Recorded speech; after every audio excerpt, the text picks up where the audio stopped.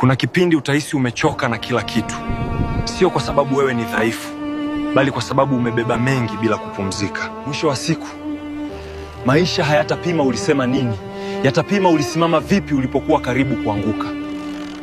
Kila unapochagua kuendelea hata umechoka, unajijenga kuwa mtu ambaye hawezi kusimamishwa kirahisi. Kuna watu watakuacha njiani, na hapo ndipo utajifunza kuwa sio kila mtu ana nafasi kwenye safari yako.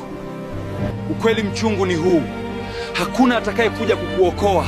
Utalazimika kujitoa mwenyewe kwenye hali uliyo ndani yake. Watu wengi wanaonekana imara, lakini ndani wanapigana vita ambavyo hakuna anayeviona.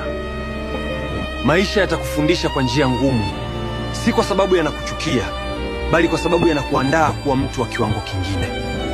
Kuna vitu utapoteza njiani. Sio kila kupoteza ni hasara. Vingine ni nafasi ya kupata kitu bora zaidi. Sema amen na utabarikiwa.